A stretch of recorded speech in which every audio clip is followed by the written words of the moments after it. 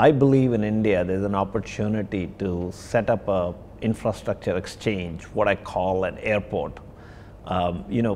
My basic methodology or thought process is that when you, for example, when you want to fly somewhere, you choose your flight. You don't choose your airport. Airport is an infrastructure.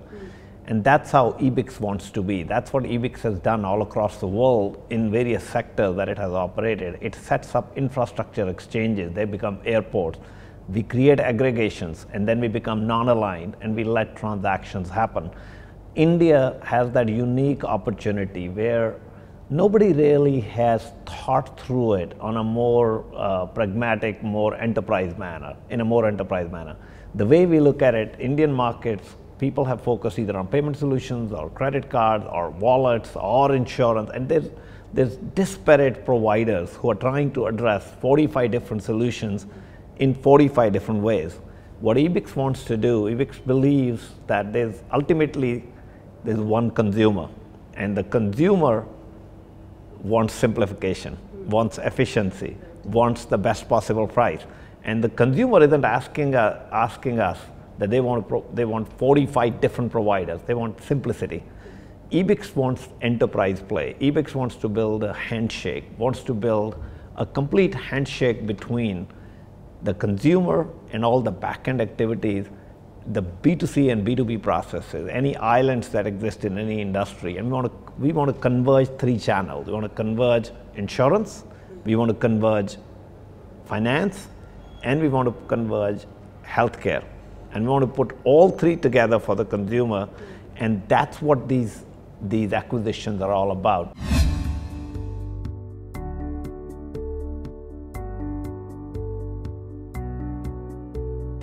See, I see travel as a subset of financial exchanges. That's why I didn't separate out travel. Travel is a very key part of a financial exchange, simply because, you see, take India's metrics, for example, almost 1.2 billion people. If you look at the metrics of last year, almost 600 million people traveled to one place or another in India. That's a big market, right? That's twice the population of the United States of America, right? So when people travel, they spend money. When they travel, especially if they're traveling abroad, they're going to remit money abroad. Yeah. They're going to buy visitors insurance. They're going to buy Forex, right? So there's multiple different things that happen. When students are traveling, multiple different things happen and so on. So from our perspective, travel is an integral part of money generation, integral part of financial packages, of financial exchange. So that's why for us, travel buying via was a key piece of the puzzle with respect to financial exchanges.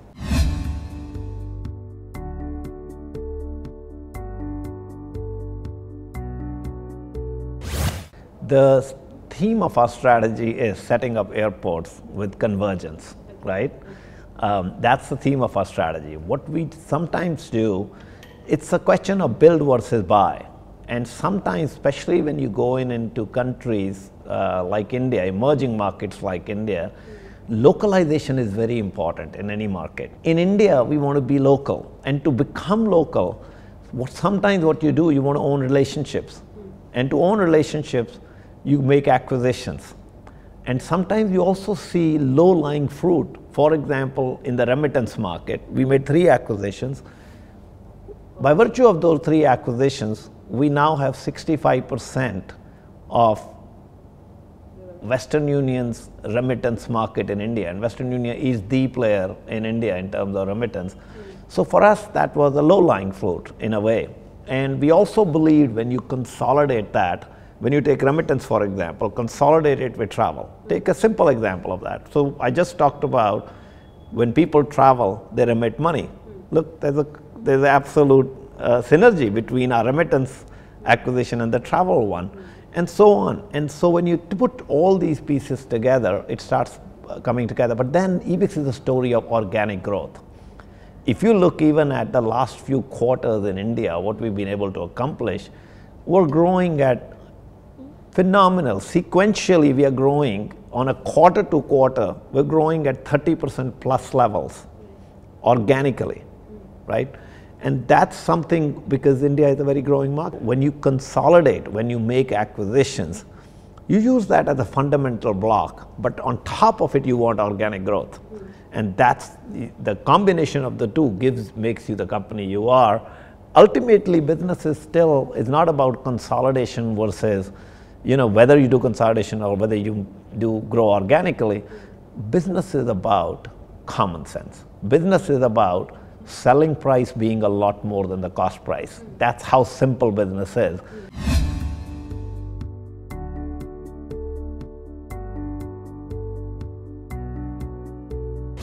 Look, meaning when you evolve, when Ebix evolved its financial strategy, its financial exchange strategy, when you set up an airport, when you have a vision of setting up an airport, you need a fundamental base, right? It's like building a home. And when you build a home or a building, you set up the base foundation. We needed a base foundation, something that already existed. So we explored the market. We could build it ourselves and spend a lot of time, or we could buy something which was doing well.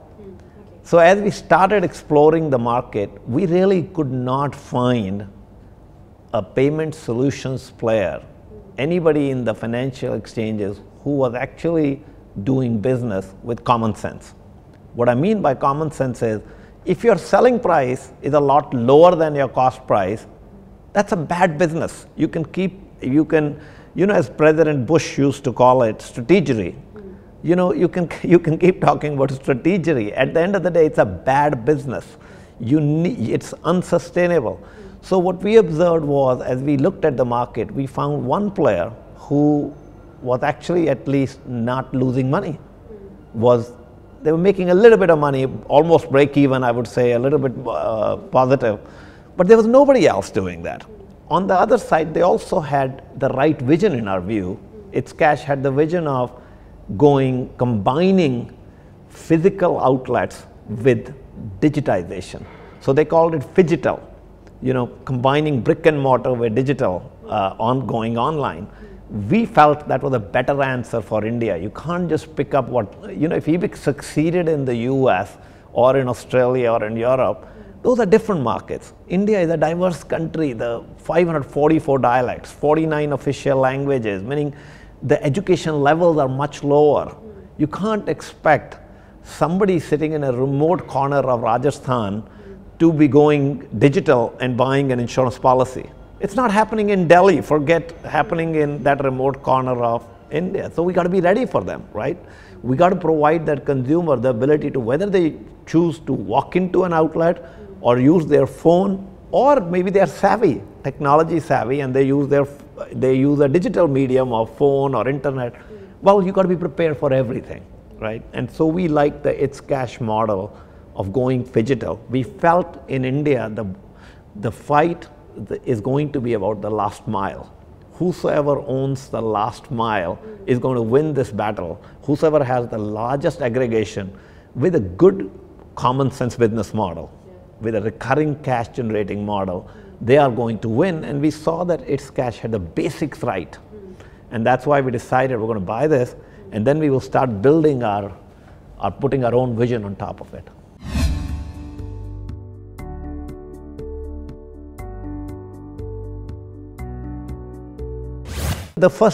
Let's take a step back and talk through this whole concept of e-wallet. From my perspective, ItsCash is now called Ebix Cash. We rebranded it. So Ebix Cash also has its mobile wallet. At the same time, Ebix is not big into giving a strong push to the mobile wallet. Part of it is our belief is that when you look at the consumer, if you are a consumer and you have multiple choices, you took an Ola car and you decided I'm going to pay my bill. So you can use, as the economy evolves in India, everybody is going to have a debit card issued by the bank. You'll have you have a credit card, you have a debit card. Now, what would trigger you to say, I'm not going to use my debit card and use a mobile wallet? Why would you do that? If you use a mobile wallet, you first have to transfer money to a mobile wallet from your bank. So you're taking two steps. If you do a direct transaction with the bank, it's going to be the cheapest transaction. So why would you use it? Why are people today using it, for example, right? They're using it because they're being given some value. So what is that value? It's all about value creation, right? But if the value being given to you is unsustainable, then that is a bad business model. If you look at today's the so-called bigger names, they're giving away money. Yeah. They're basically saying, you spend 100 rupees on me, I'll give you 5 rupees back, or 3 rupees back, or at times 10 rupees back. How long is that going to be sustainable? Sometimes people would say, well, some of these companies have big, strong investors and they have deep pockets. The example I like to give them is that when Microsoft bought Nokia, Microsoft has deep pockets, but Microsoft got out of it. Why? Because Microsoft is smart. It realized the economic model wasn't working. It was unsustainable. That's how I look at the mobile wallet industry today in India. It's an unsustainable model which is based on retaining a client, a consumer, by giving away something, right? That's not going to work. You're going to burn all your money. You might have deep pockets. It's going to only last you 3-4 years. Then your big investors are going to say, what's next? So having said that, I think the key in this from our perspective is it's good to be a mobile wallet company provided the mobile wallet is an incidental use. Your key tool has to be something else. It could be, maybe they are a travel provider, maybe they are selling something else, maybe they're a lending provider. If you're doing that and somebody incidentally uses your mobile wallet, that I can understand. But to say that mobile wallet is your only key central strategy, I think that's a little bit unsustainable. That's been proven across the world that that doesn't really work. Even in the westernized world, it's not a very sustainable approach. So from our perspective, we believe that you have to offer 45 different services to the consumer, virtually 45 different services. And when you provide those 45 different services, the consumer should choose. If they want to use a mobile wallet, so be it. But the consumer it's all about life becoming easier for the consumer. And to do that, whether they buy travel, whether they buy prepaid card, gift card, remittances, inward, outward, you name it, meaning insurance, virtually anything, and they should be able to do that whichever way they want to do it. And I think, so I'm not so sold on the idea of focusing completely on the e-wallet as a key part of one strategy.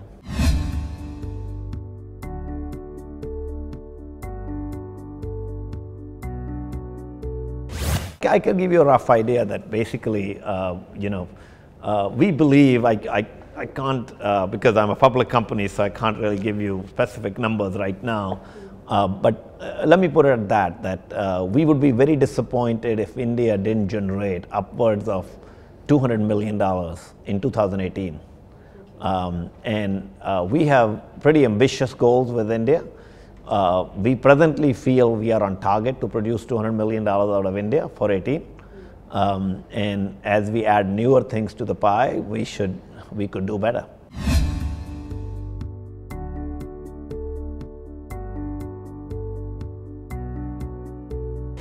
We are continually going in different directions. Meaning, for example, you heard about our joint venture with Bombay Stock Exchange. We launched that in insurance. That's a very unique idea, as you know, meaning BSE is an eminent institution, the oldest institution in the financial circles in India and so on.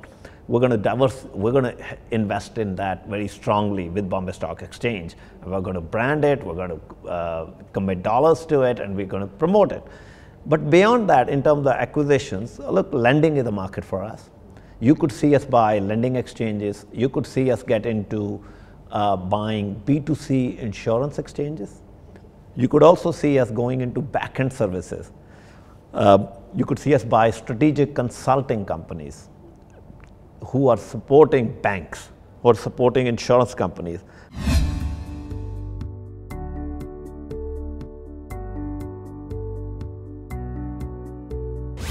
Well, I don't have a dollar amount, but I can tell you most of our acquisitions are public. So I think recently I said that we are earmarking a $200 million amount for India. I think out of the 200, I've already spent, I think, 130 million. So which leaves me with only 70 million with respect to that. But really, frankly, don't read much into that 200 million number, because we'll keep scaling it up. A month back, somebody asked me the question, and I said I have a $100 million earmark. And next month, I said it's 200 million. So it could be a different amount next time you ask me this question, because we are scaling up our investment as we invest more. Part of it is that when we buy companies in India, we're not buying loss-making companies. We're buying good cash enterprises, which create continually cash. When you buy businesses that are continually creating cash, you can buy a lot more companies, because you're not just investing, and when you are getting return, immediate return, that gives you a higher appetite to make more investments. So we right now have a much bigger appetite than this $200 million number that we talked about. So you could see us do bigger things.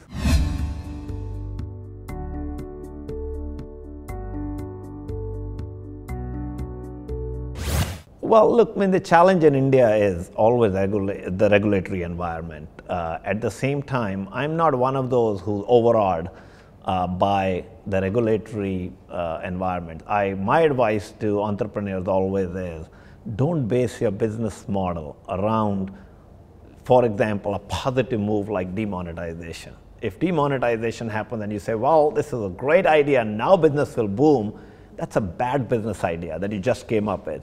What if the government reversed its path? What if a new government came in and reversed their path? Are you okay with the business getting reversed? So I think your business model has to be a sustainable business model. You have to look at the overall economics. You can't worry about regulatory environment. You can, of course, try to remind the government, look, you can open up the sector, for example, in insurance. Meaning, if you look at the insurance sector in India, I feel it's a mistake not to allow foreign companies to have more than 50% of position in India, because I think it'll help the consumer. It'll bring more competitiveness to the consumer. I feel it will actually allow the insurance markets to improve dramatically in size. So I think those are the kind of things that India can improve on, the speed at which approvals happen on different sectors. At the same time, I give Mr. Modi and his government credit that they have done a much better job than what was happening in the past. So I'm going to focus on the positives of the government rather than worry about the negatives. I think I'll work around the negatives and focus on the positives. I think that's been my thought process always with respect to any country.